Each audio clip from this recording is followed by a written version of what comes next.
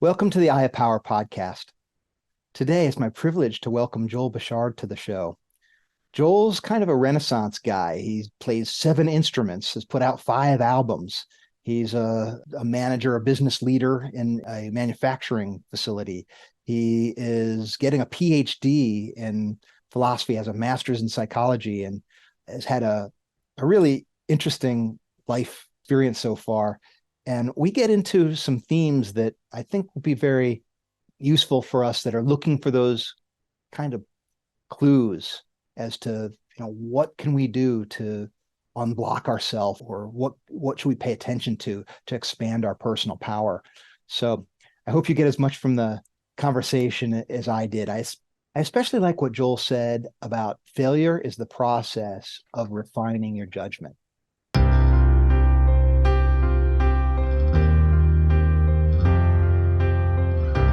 Welcome to the Eye of Power podcast.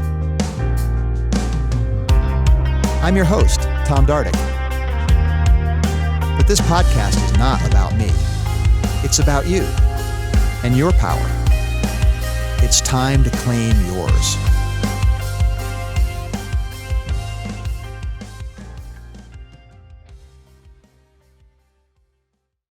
So I guess the one question that everybody starts with when you're talking to somebody is the origin story, right? So how did you get to be studying philosophy as deeply as you do? Obviously, you're well into music, having 5 albums out. That's incredible.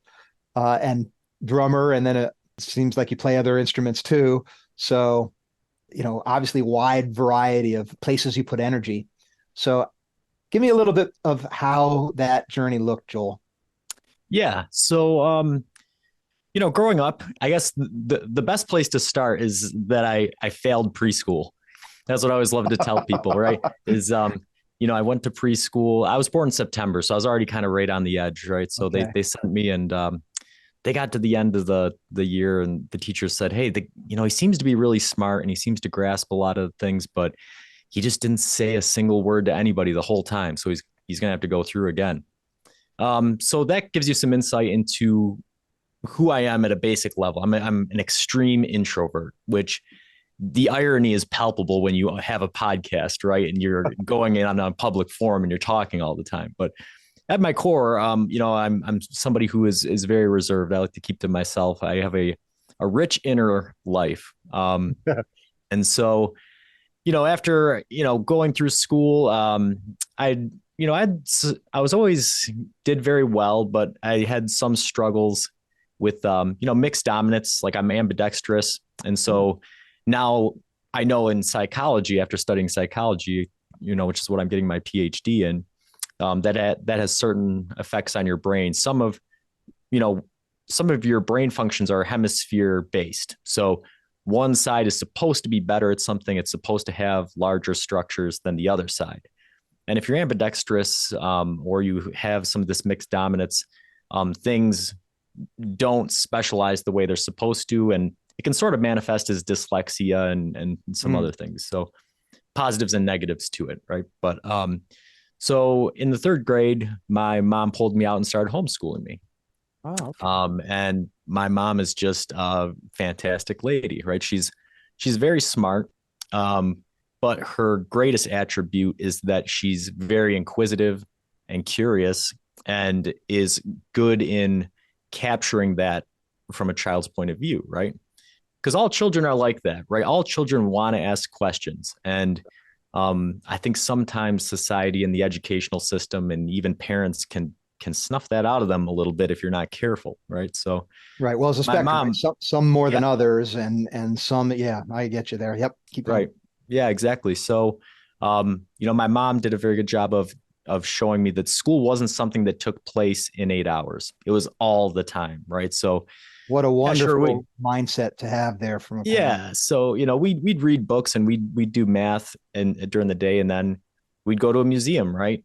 And she'd say, look at these dinosaur bones. Aren't these things so cool? And you go, yeah, they're cool. Before you know it, you're reading every placard in the museum, right?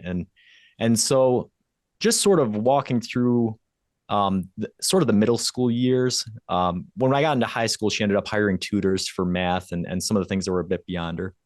But just those middle school years, having somebody who just showed you that everything in life is, life is really cool and it's super interesting, right? Once you have that in you, or rather, once you have that developed, uh, it just sparks an interest for everything. So I you just know, Joel, do you have siblings? yeah, I have an older brother and a younger sister. Okay. And did So they go through the homeschool too, or yeah. So yep, they both did. It was at varying times. So we okay? were all in school and out of school at different times, just based upon, the different challenges that we were facing and things. But um, so yeah, when we got into high school, I guess, I went to community college, and that's where I started to learn about philosophy. I had my, I took philosophy 101 as just sort of a, okay, I've got to take a credit. I'll take this. Philosophy, what is it? It's a bunch of old books and guys with big beards, who are mad at the world, whatever. And my philosophy teacher was just a fantastic guy who showed me that the thing that I had liked my whole life that my mom had done, when my mom opened my eyes to the fact, right, that everything in the world is interesting. This teacher is what sort of gave me the academic gravitas behind that, right? Where all of a sudden you go, oh wait, people have been thinking about everything since the dawn of, since the dawn of humanity. We've thought about things, and so, I love that just with philosophy, you can look at something at the smallest level and at the largest level, and you'll never have any answers, just more questions, right? And so uh so yeah, that's sort of lit the fire for me for philosophy. And it was over 10 years later before I contacted my philosophy professor again. I said, hey, I'm thinking about doing a philosophy podcast. Would you be interested? And he Hmm. said, yeah, sure. So it originally started out, we were just going to do 10 episodes, and it was going to be the biggest topics, God, time, that sort of thing. Sure. And we got done and we said, there are so many other things that philosophy touches. We have to keep going. And we've been going for over 150 episodes, and we've done individual philosophers. We've done more of the big topics, and we've done, some things that show that philosophy touches every aspect of your life, right? We did Disney princesses with my wife. We did entertainment franchise reboots, right? All of these things can be thought about in a philosophical manner that demonstrates some of their essence and their structure. So that's, that's the long-winded version of how I got to where I am as far as the podcast goes. There's separate stories for the music journey and for all of the other things, but Joel, one of the things I take from your sort of origin story there is the potential importance of influences or mentors. Your mom and your uh, philosophy professor in this case are the two that you mention. And what I get from your mom there is that she got you in the mindset of continuous learning and that everything is sort of interesting. So that sense of curiosity that it's just really so powerful. And in the eye of power, we talk a lot about curiosity and how important that feeling is. Sometimes we kind of lose that spark. Um, so I guess the follow-up question there is, do you how do you kindle your curiosity? Do you see how ways that people either lose it or you could possibly lose it and you need to nurture it in any way? You know, that aspect of being human. Could you talk a little bit about that? yeah, there's two things that stick out to me that I think will resonate from with you just based on our pre-show talk. Um, but the one that I tell people is always be a newbie at something, right? Okay. Um, and so that is something that I'm always doing, right? People, think that I'm a professional musician, right? I play 7 instruments, and I built a recording computer, and I do the mixing and mastering and the releases and stuff. But all that stuff just started from trying things, right? picking up a guitar and learning how to play, picking up drums and learning how to play, buying the pieces of a computer and learning how to put them together, right? And that translates to anything. Once you get to a point with music where um, you're satisfied on the technical side, you can move on to other technical projects. I've got a 3D printer, or painting or podcasting or anything really, right? So always be a newbie, that because those skills that go along with learning new things, I like the word you use, they cross pollinate, right? So just because music and 3D printing at face value don't seem to have any connections doesn't mean that once you get into it, there aren't going to be things that overlap, right? The other one is not being afraid to fail, because this is another thing that it's demonstrated well by music, right? I have a lot of friends who play music. I have a lot of friends who have the same access to recording equipment that I do, who have never released a song.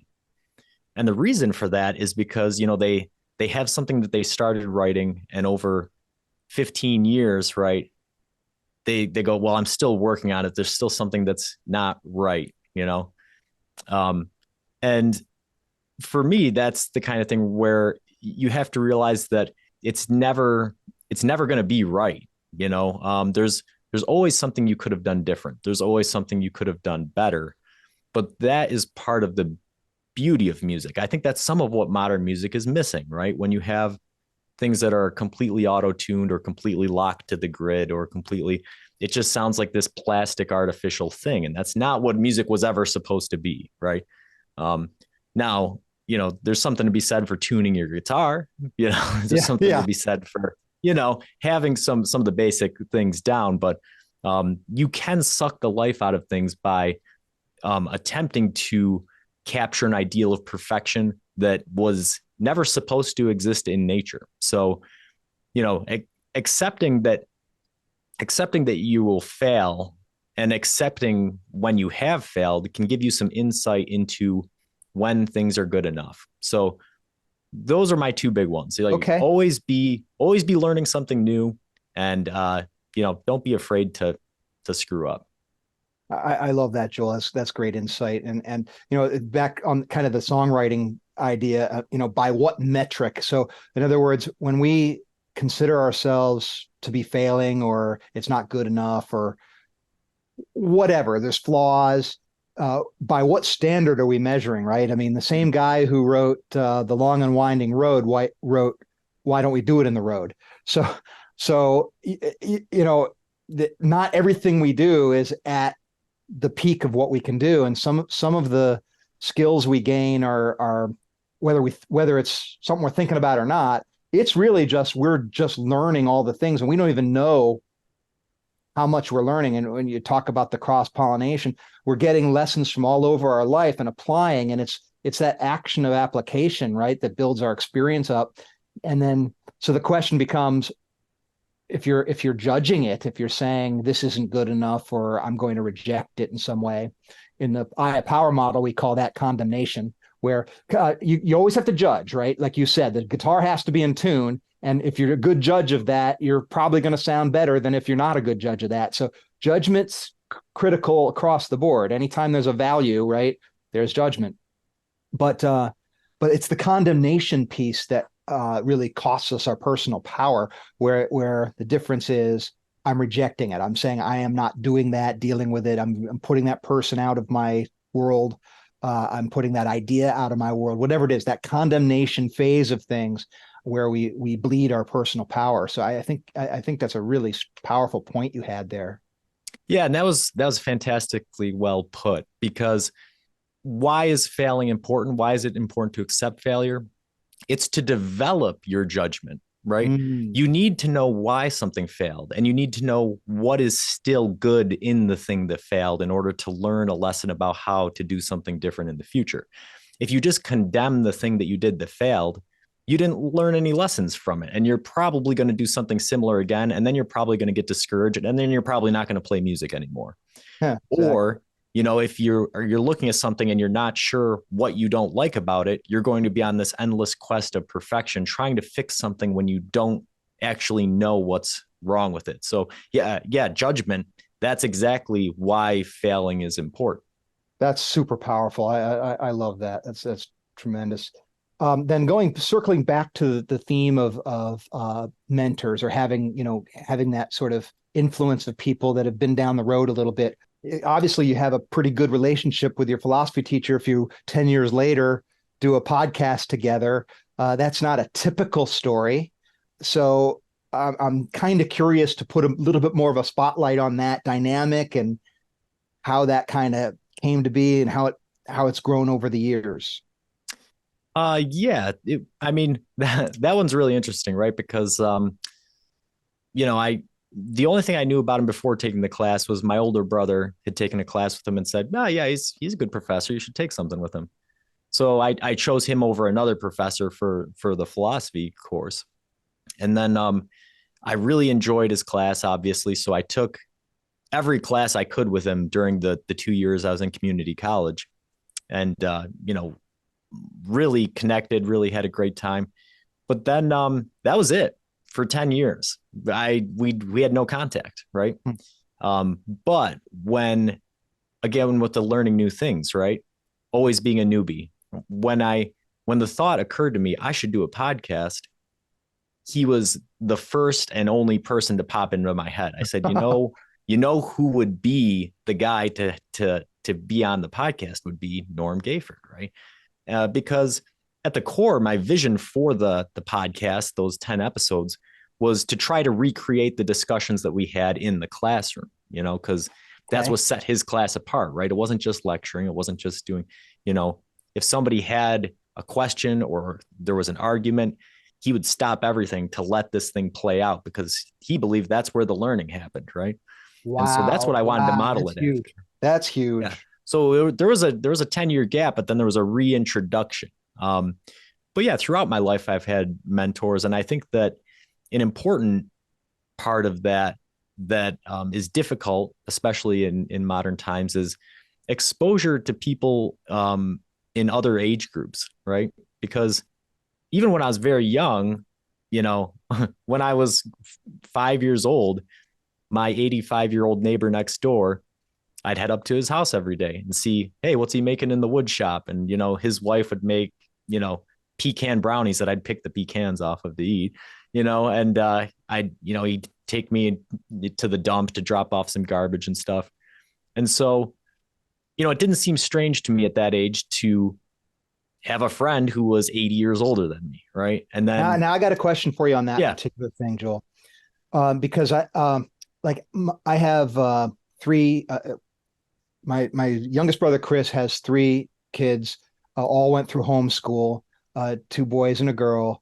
And they were like what you're pointing to, where they would just engage as adults in the room, unlike my other nieces and nephews, which were more like you'd expect kids to behave. So my question to you is, do you think that the institutions of private and public schooling, where kids are around other kids predominantly, and that's their main thing, versus the ability to be around people of all ages, that separation of ages, is that something that's learned, is what I'm wondering from your perspective? Yeah, I think so. I think that the way school is set out, it's more likely that kids are going to want to engage with their peers if that is the structured societal thing that they're involved in. Whereas, if you're homeschooled, and so okay, well, you got your siblings who are close in age, but then your parents are older and your neighbors are older and that sort of thing. You're more likely to see people as people as opposed to peers. And I think that having peer relationships is very good. And I'm not a wholehearted endorser of homeschooling, right? Because whereas public school, is sort of a packaged product, right? You have curriculum, you have teachers with certifications, you have things that may not guarantee a measure of quality, but at least it's in a ballpark.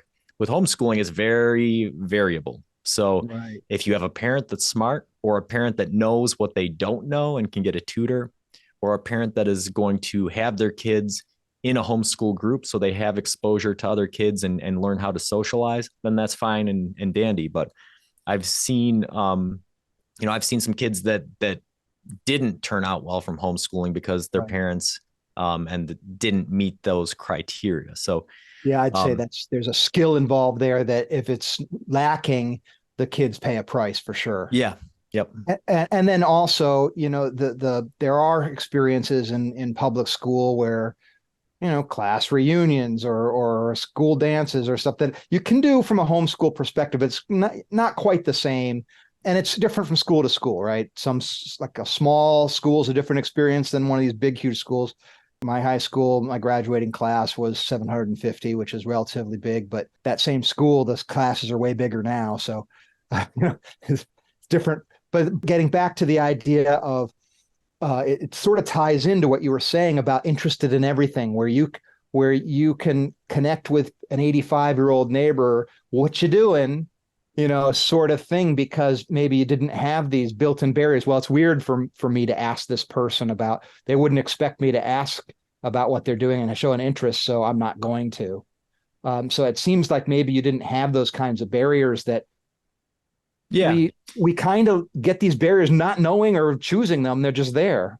right, yeah. And I think that's you can see that in my current friendships, right? So obviously, the guy I do the podcast with, he's 65 years old, one of my best friends. But I also have, a group of guys, four guys who are my age that we're really close, and we do a lot of, we do mountain climbing and a bunch of other stuff together. And I joined the army as an older guy, so I've got some friends who are, in their early 20s, so a dozen years younger than me. Wow. So yeah, it's all over the map. But yeah, I think that it's important. It's important to have exposure to people So from that brings up various another. generations. I don't want to derail if you have a thought there, but it brings up another question that you may have a unique view on that I'm really wondering about, which is, um, what do you get something from sort of these generational kinds of viewpoints that if you weren't as tight with the people, you might not appreciate as strongly? Yeah, yeah, I think so. Especially at this day and age, because with I think the rapid increase of technology, right? You start to see greater segmentation between the generations, right? You have the Mm. okay boomers and the millennials and the generation Z people and all this stuff.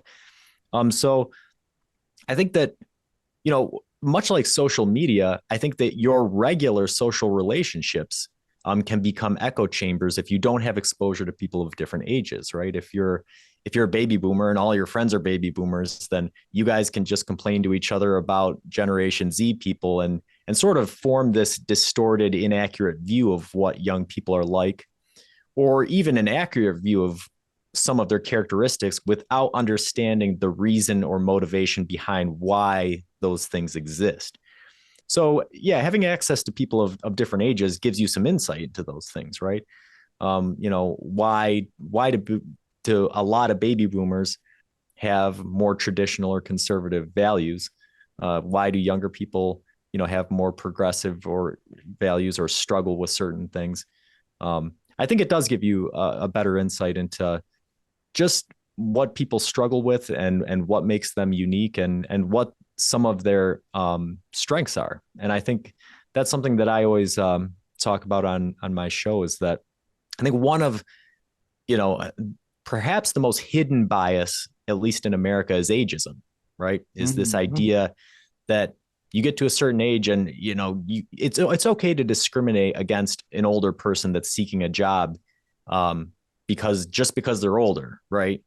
And I think that's based on just this stereotypical view that a younger person has of an older person without actually engaging with them and seeing, because every older person is going to be different, right? That's the Sure. one thing, is if you've lived so much life, you've had a lot more time to take care of yourself or not, or Mm. to run into certain issues or learn new things. So you can have two old people and one of them could be infinitely better at a job than a younger person, and one of them could be infinitely worse Right. for because the span of time that has passed that since they've been alive and what they've done with it can be drastically different. So you can't just slap this label on them as old people and say, we're just going to find somebody younger. I don't think that's fair. My dad used to say there's a world of difference between 20 years of experience and 1 year of experience repeated 20 times.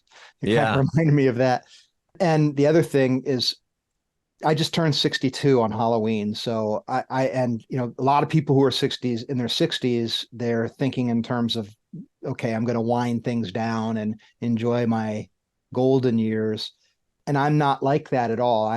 The Eye of Power is a new creation of mine, worked on the last couple of years, and I'm birthing a membership community based out of it. And I see this as really the beginning of a career, not the end. So, and I think it goes back to what you were saying about willing to be a newbie, you know, always looking to do something new. In this process, I've had to do things such as speak into a camera, which I never really did that before.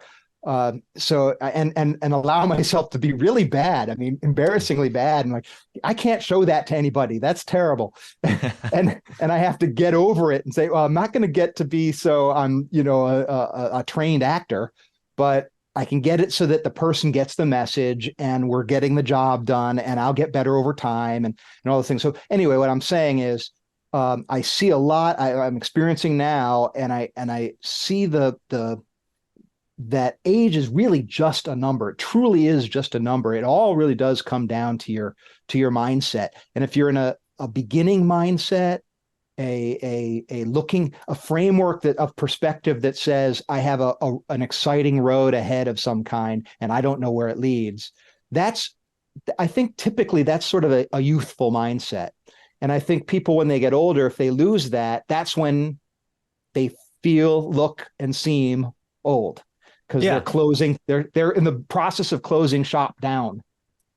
Yeah. No, I can tell you from psychology uh, that the number one risk factor in mortality of people over 65 is retirement.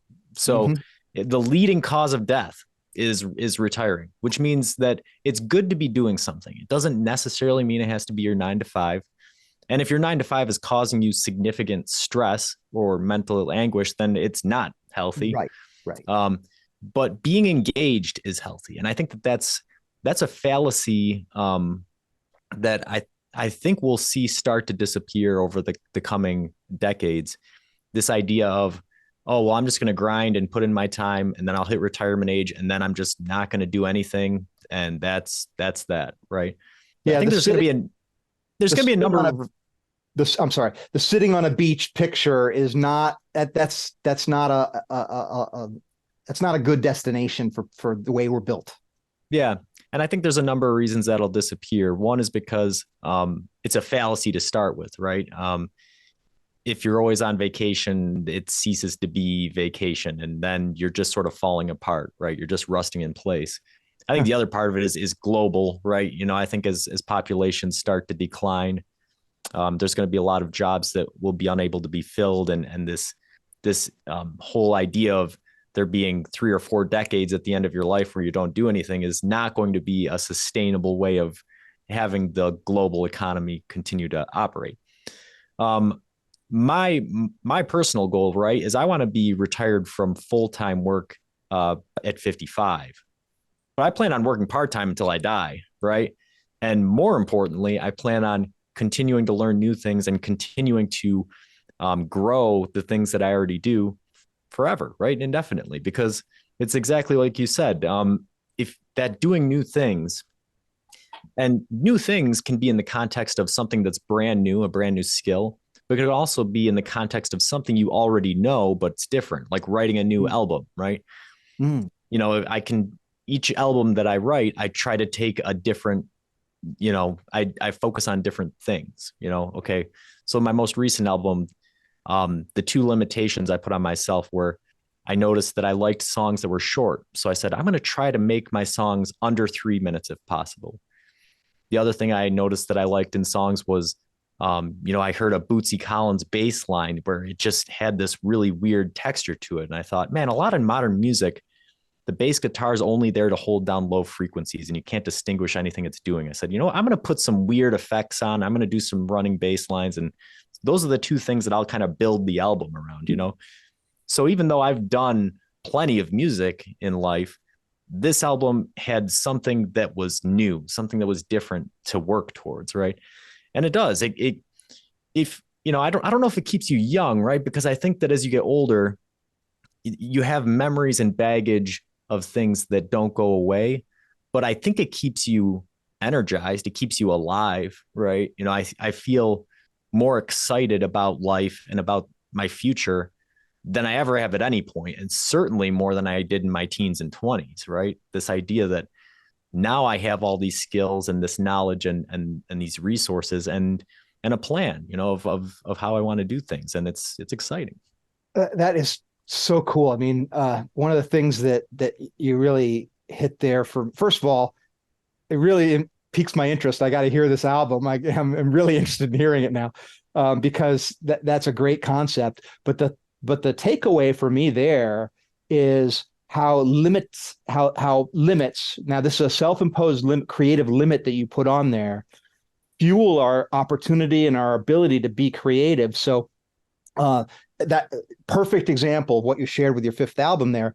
But we can do that in other ways in our life too. So as we get older, let's just say, well, I can't run as fast. I can't work as long. I can't concentrate as long. These are limits, right, that come into play. And then the question is, are you going to create, or are you going to have a playful attitude and work within those limits and come up with something that is different and perhaps has value beyond what you would have started with if you just said, all right, I can't do that anymore, forget it. Yeah. I always I encourage anybody, the most powerful piece of television you'll ever watch is if you have Disney Plus. Chris Hemsworth did a documentary series called Limitless, where he looked at different parts of human capabilities. The very last episode, Death, they sort of simulate this death experience for him, and they go through this, right? They talk about how we're all going to die. We'll all get there eventually, but between here and there, you have this ability to adapt, and you need to adapt, right? And they have, several different people, real life people come on and share their stories about how they adapt to the situation that they're facing. So, that's morbid, thinking about it from the death angle, but it's all encompassing, right? In some way, we are all dying, right? And we all have to make adaptations and concessions as we go along. But it's our perspective that determines how negative those things are, right? If we look at them as a loss, that loss will become our reality. Whereas if we look at them as an opportunity to pursue something new or approach something from a different angle, then that adaptation can lead to new opportunities. Are you familiar with the book Being Mortal? No, I don't think so. I happen to be. That's one of the books I'm reading right now, and it's kind of themes in it have popped up in our conversation so far. So it's kind of funny how these things cross-pollinate and how they, to use another word, go back to the word we mentioned, but everything's sort of related. But the book is really from the perspective of how much improvement there is to be made in our attitude towards growing old and dying. And it starts with kind of the horrible conditions of that can befall people if they're just stuck in an institution, forgotten about, and it's almost basically like a prison in a way. And so people are just basically waiting to die. Meanwhile, the machine is just keeping them alive, extending their stay in, it's sort of a, I don't know, kind of place to put it. It's kind of just like what's the word blanking on it, Joel, like a but limbo or that's it, limbo. yeah, yeah. Or not actually, no, but limbo's one, but no, the place sort of not hell, but sort Oh, of purgatory. purgatory. Thank Yeah, you. yeah. And you're sort of stuck there without input, without it's sort of the opposite of life. Death is not really the opposite of life, right? It's because life is expression, so it's really compression and no expression that's sort of the opposite. And we're all, like you said, we're all going to die. So the question is, what's our relationship to that process when the infirmities start coming in? And currently, there's a lot of room for improvement because we start taking away the reasons people have life. Not just we're talking at a high kind of level of trying new things and expressing ourselves creatively, but just to have independence to decide when I'm going to wake up, when I'm going to go to the bathroom, when I'm going to go to sleep, what I'm going to watch, who I'm going to watch it with, what book I'm going to read, what food I'm going to eat, just all the various little things that maybe when we're younger we don't think much about, but you take them away and it starts feeling very oppressive. Yeah. Yeah. And that's when philosophy is most important, right? That's Mm. when having a certain being able to shift your perspective is most important. Because there's ways of succeeding in any situation. There's been philosophers that have said, hey, your mind is the whole universe in a nutshell, right? So, within your mind, you have the ability to sort of transcend some of these limitations. And I always think about that in my personal life.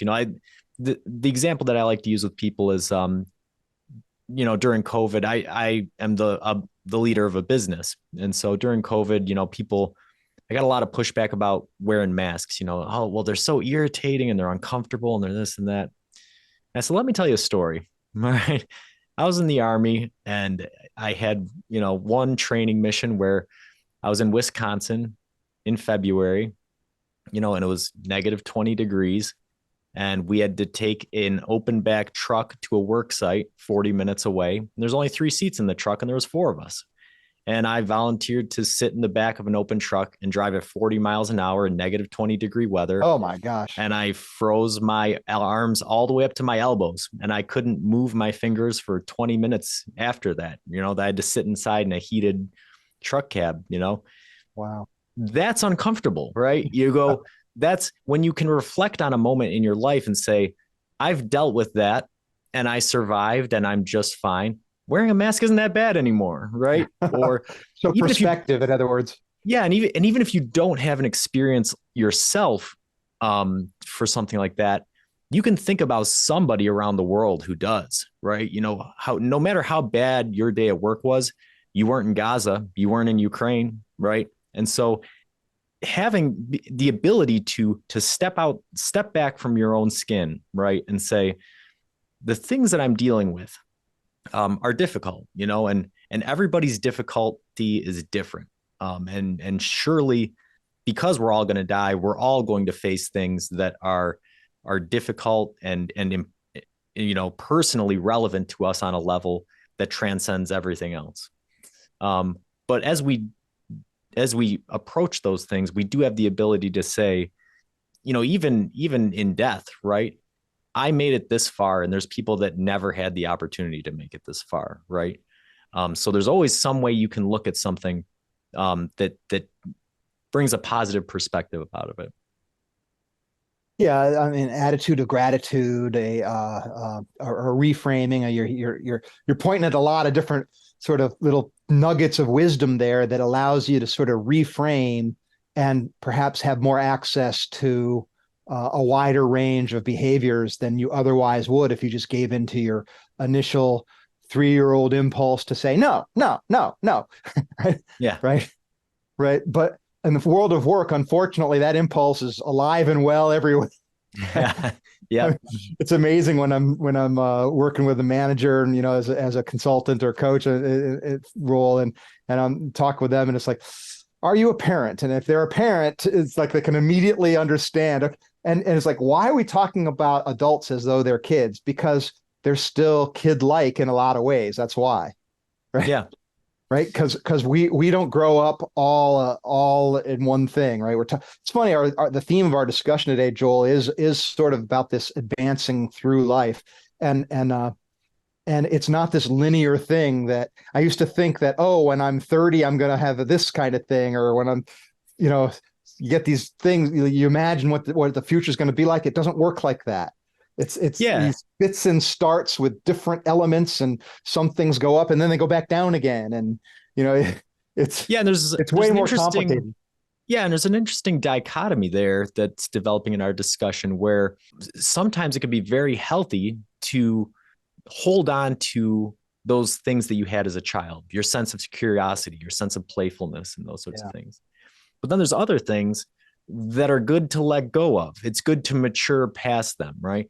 And yeah, everybody's different, environment. My PhD is in developmental psychology, so this is what I study is the adult, the human throughout their lifespan, right? And that is the difficulty.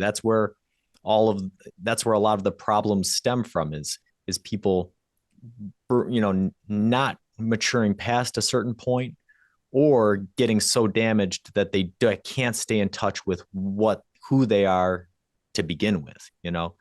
So yeah, it's a fine line to tread. It's something that everybody has issues with in some way, but So yeah, I've got a it's question for you out of that, Joel, yeah. because I think that to me you've hit on something that I think is potentially very valuable for us to consider, which is the idea of the playfulness versus maturity. And I think of childhood experiences where you're sort of in play mode all the time as a kid, and that's what's fun about being around kids. It's like, everything's a game, everything's fun, everything's try on for the first time, and that energy feels good. It flows. It's useful at all phases of our life, and it helps us build. Said earlier about breaking through fear, and playfulness is one of the best strategies we have for just getting past that fear of failure and just play. Just play. In music, just play, just go. If you make a Yeah. mistake, you keep going, and new figures and new things emerge, new ideas, and they come in. And if you're doing it with another person, you have these conversations. Anyway, that versus the maturity, which the adults are all sitting around the kids saying that's stupid, or not stupid, but I don't need to go there anymore, right? Where it gets from what we were talking about earlier, from the judgment to condemnation, where I'm not going to get down on the floor and play with the blocks. I'm not going to get my knees dirty by, then I might have to scrub the stains out of my knees. Oh, heaven forbid. Right. Right. Um, you know, so it's like a calcification, I guess. So my question becomes, uh, as people are going through life, how do you retain the playfulness and nurture that while also developing that maturity of the ability to reframe things in the way you were describing earlier, um, and kind of have, because I don't know if they're 100% at odds, but they seem to be a little bit at odds. So my question is, how do you keep those dynamics alive and well and nurture those as you go through life? Yeah, I think that I don't think that they are at odds. I think they can be very synergistic, but it requires a high degree of mindful reflection, and it specifically in the realm of contextualization. So as you grow up, like you said, when you're young, everything is play.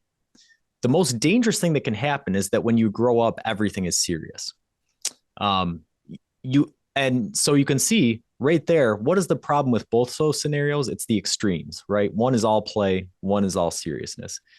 So play, from a psychological standpoint, right? Play is very, very important. As a matter of fact, a lot of the circuits that are light up in your brain when you're playing are the ones that are, involved with learning, right? Involved with memory, with execution, right? All of the things that make you better at something are what's involved when you play. And that's the reason that you see it in the animal kingdom, right? That, Right. baby animals play the same way baby children play. But also, if you pay close attention, adult animals play too, with usually with their babies, right? The mama lion plays prey, oh, you got me. And then she swats the baby around and bites his head and stuff. So it is a reciprocal thing.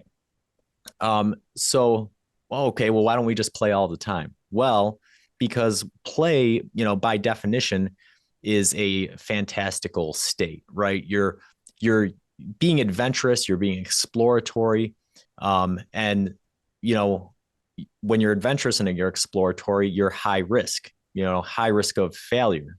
Um, like we talked about before, failure can be very good if it's in a controlled scenario, if you're in Mm. a safe place, a place where you can learn, a place where you can recover. But when you grow up and you have, responsibilities and you have other things going on, there are situations where you can't fail, or you can't fail to the degree that you would if you were to act in a very risky, exploratory, adventurous fashion. Yeah, in the So, plains of the savannah, failure means death. right, right. And so, again, it's very interesting, right? Because if you never play, you never find out where those limits are. And so, as a result, everything becomes serious. And when everything is serious, everything is threatening. So, I think Mm. a lot of people I think the same people you see as adults who are very, very serious are people who are going to be very stressed out, very on edge, very threatened, because they don't know where the boundaries are, because they never explored them. They never played with them. They never experienced failure, either because they were afraid of it or because there was some other figure that did, chastise them so heavily that they became, unable to fail. But so, I think that the synergy, right, where it works out very well, at least in my own life, this is a bit anecdotal, but um, for me as a leader, I know my good days, the only thing that separates my good days from bad days at work are when I come up against challenges, if I view them as an existential threat to my career and to my business, or whether I view them as an interesting challenge that I'm going to face, right? That's the only difference, because guess what? I've been doing it for a long time, and I've never been fired, and the business has never gone under, and everything has worked out just fine. So there's an element of play in the seriousness, right? I understand the context that I'm in. I understand that I can't fail in this way, but I could take a risk and see if this thing worked out. And if it doesn't, there's going to be consequences, but if it does, it's a risk reward thing, right? So play and, balancing the play and the seriousness is the honing of the risk reward pros cons system. If you don't have enough play, it's going to be improperly honed. If you're always playing, it's going to be improperly honed. So the two have to work together. You have to have a sense of adventurousness, a sense of curiosity, a willingness to take risks, but you also have an awareness of what the consequences of those risks are. So it seems like knowing you said earlier about sort of knowing the boundaries, knowing for leaders, then they need to know where are the guardrails as it relates to getting into that existential risk versus I can allow this space for play, or for at least for some levity, where not everything's the end of the right. If it's the old, I mean, to me, the classic is the Chicken Little, right? If the sky is falling, if everything's a disaster, then people become tone deaf, and then when there actually is a threat, you've been screaming, so nobody takes it seriously. So that's just as much of a risk. I think that's sort of what you were saying earlier. The Yeah. most dangerous thing that can happen to you is you grow up as everything is serious, right? So Mhm. then you lose your ability to have perspective on that. But then also, how fun is it to be feeling like you're being every day is a threat and a danger, rather than to have that security and just go out and be more of that authentic self that and express your agency in the world. Right. Yeah, exactly. Yeah, it's and this is something that you have to identify in your workers as well. If you're somebody who's a manager, there's the old axiom, and I think that it's true, that people don't leave their jobs, they leave their bosses, right? And Mhm. so I think that as managers of people, it's really easy to get in this mindset, um, that okay, well, people are people outside of work, but at work, they're workers, they're employees. And that's a different subspecies of human, that doesn't require the respect and thought that other humans do. And and sometimes that's reinforced, right? Because we have, everybody does a dumb thing once in a while. But if you have 30 people you're responsible for, there's a higher chance that you're going to be encountering dumb things every single day. And then that sort of colors and jades your view of the whole workforce, right? Mhm. You can't Mhm. allow that to happen. You have to be able to recognize when other people are taking risks or trying to be adventurous or trying to do something, or when they're taking something too seriously and need you to show that it's not as bad as it is. You You need know, to I, have that kind of human connection. I think this may be a good place for us to sort of start tying our conversation a bow because I don't know about you, but I feel like we could go on like this for Oh the yeah. rest of the Yep. day. I mean, I'm just loving our conversation. But what I took away from your experience with Norm in the classroom is sort of related to this because I made a note as you told that story, Joel, because it was it was his willingness to be playful in the sense that if somebody brought something up and he'd go there, he might have had a lesson plan, right? He had, I got to get through all this stuff. And so it'd be very easy to be in the mindset of, okay, good. And put that, you know, amuse yourself for a couple sentences or something like that. But to throw yourself into really finding out that discussion, and in philosophy, I know that's where the work is. But my point is that being present and real in the moment with human beings, whether it's in the scholastic setting or the world of work, I think that's part of where maybe some of these synergies play out better when we cultivate that mindset. What do you think about that idea? Yeah, no, I think you're absolutely right. I think that that's a that's right on. And I think that other important thing to highlight is that it's a two-way street, right? Because Yes. although, Norm, by and large, he had, really good reviews from students. There were students that would say, well, he didn't teach me the stuff I needed to know during the class period. I wish he'd spend less time letting people go on and on about stuff. And I wish he'd spend more time teaching the curriculum, right? Right. And on the flip side of that, I have a good anecdote for the flip side of that, because I had another teacher in community college who was sort of bizarro, Norm Gayford, right? He was a history professor, and the way he conducted his classes was, at the beginning he'd write 50 terms on the chalkboard, and then the only thing that he'd do is he would lecture for a straight hour and a half. And every time he said one of those words, he'd expect you to write down what he was saying. And then you'd have a 5-minute break. He'd erase the terms. He'd write 50 more. He'd lecture for another hour and a half. You'd write down all the terms. Then you'd take a test at the end of, multiple choice test at the end of the week on, all the lectures. Well, when I took his class, um, a lot of the students were baffled, and he was actually kind of mad at me because I wouldn't take any notes. I would just sit there and I would pay attention to what he was saying, because the fact of the matter was, I think that he gave very good lectures. And so they were very interesting. And to me, he was just telling the story of America, right? And so when I thought about it as being a story, something that was rich and engaging and that I was interested in, all of those facts stuck. And I was the only person in the class to get an A. And everybody hated him and everybody thought he was a terrible teacher, but I still got something out of it, right? So that's the two-way street, is that, if you're the manager or the teacher or whoever you are at the top, yes, you have to do your best to be engaging and to do the things you can do. But you have to realize there's always going to be people that aren't going to get your style. And if you're the worker or the student, you're going to have good and you're going to have bad managers, but you have autonomy. You have the ability to determine your own fate in some ways and determine what you get out of something. So you have to make that honest effort to do it. I'm smiling because I always thought that history should be the most fun, engaging class of all, because like you had it framed what I would consider optimally, where it's the best stories of all time. All the Yeah. stuff that really happened that's noteworthy to remember, that's what history is. And it's like, why should that be boring, a problem? It should be something that is super fun and engaging. But somehow we figure out ways to suck that out of it. Yeah. Yeah. But and I think the way we do that is we lose the thread. We lose, because what are, stories are powerful when they have an arc and a point, right? So and it's a messy, right? It's a complicated story. So what point are you trying to make? Well, you're usually trying to make multiple points.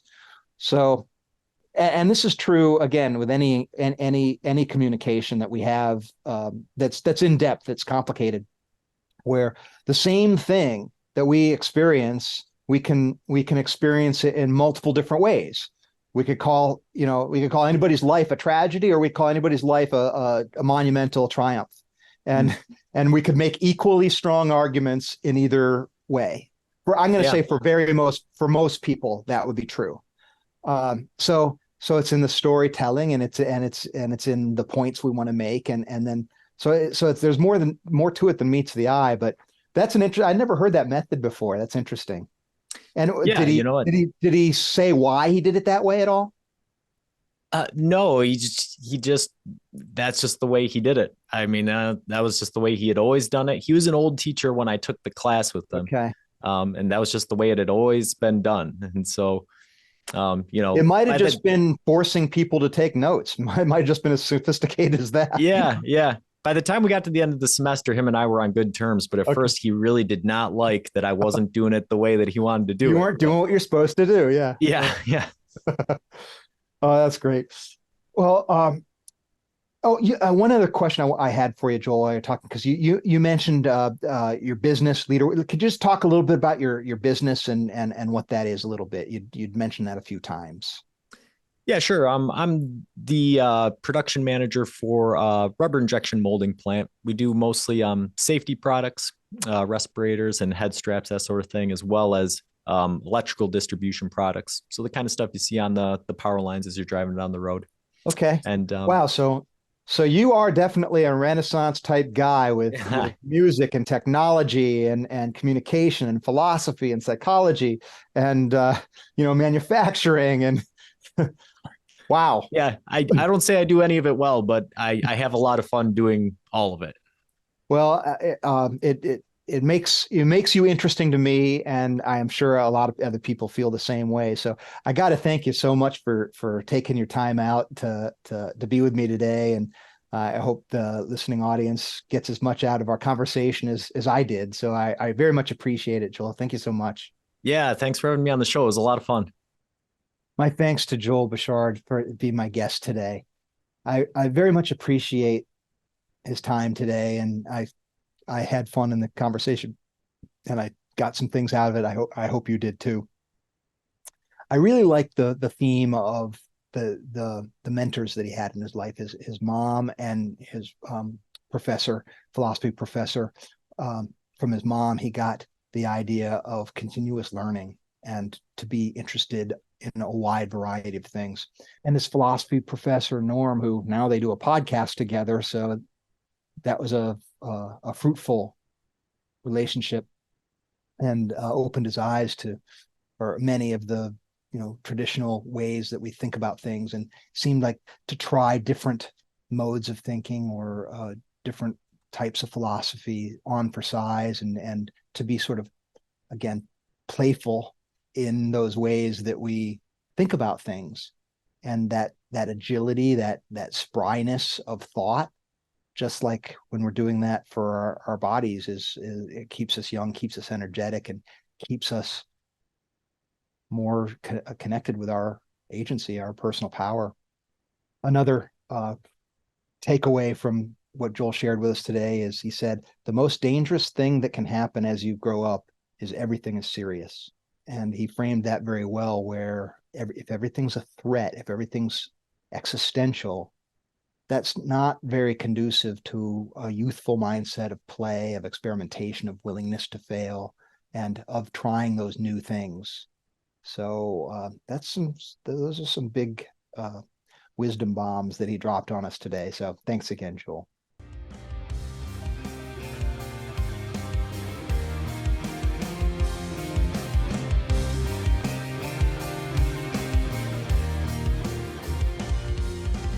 This has been the Eye of Power podcast with Tom Dardick. I'd like to thank you for listening. I'd also like to thank my brother, Scott Dardick, for the music and his music production.